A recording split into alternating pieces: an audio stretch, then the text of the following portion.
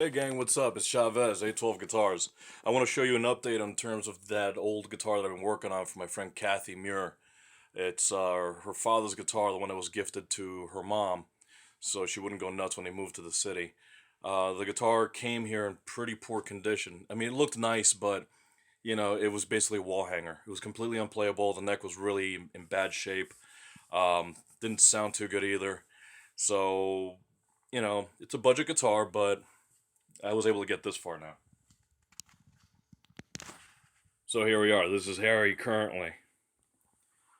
So the work involved. We re-leveled the fretboard. And one of the other things I did too is that it turns out the fretboard's oak.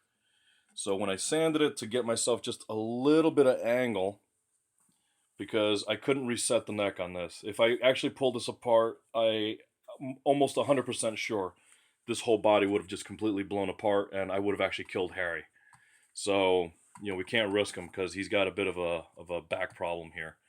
But it's stable, it's holding, so it's good. So instead, to make up the difference, I ground the fretboard with a little bit of a tilt. So it's now lower towards the nut, and it's a little deeper towards the bridge, even though it kind of doesn't really look it. And the other thing too that I did was I refretted Harry, but I used super jumbo frets. They don't really look that big, essentially to me and you and to the eye, to the camera, but regular frets would have been way smaller than this.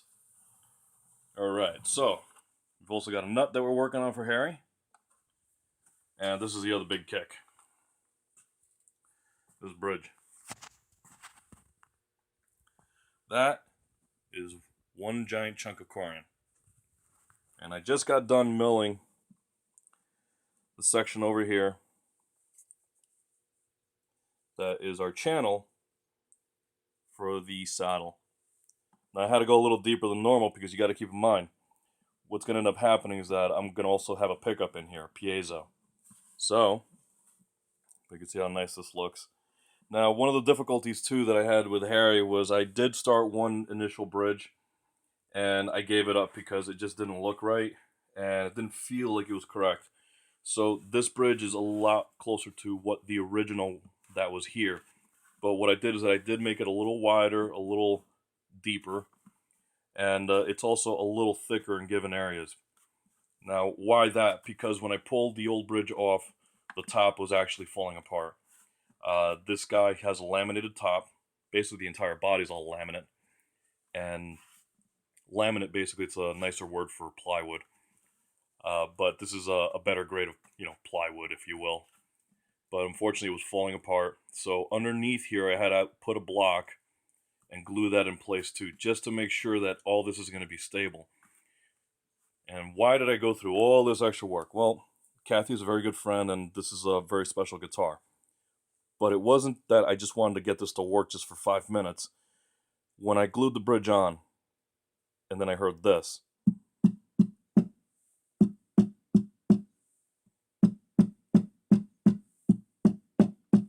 Now, I'm not too sure how well that's going to come through in the camera for you guys, but this top actually sounds really good. So I'm like, okay, Harry wants to work, so let's give him the best effort that we can, and hopefully we get a few more years out of him. So that's why everything's a little beefier, but at the same time, slim enough to let this top actually move and play. I did initially fire this guy up with strings just to make sure everything was all right and my calibrations were correct. Calibrations meaning I did everything by eye. And so far, Harry's got a really great sound. I can only imagine what it's going to be like once I have the saddle in place. We're going to have our pickup installed, and then going to be able to deliver Harry back to his owner, and I'm sure she's going to be absolutely ecstatic. I can't wait to see her play this thing. Take care, guys. Have a good one, and don't forget your beer.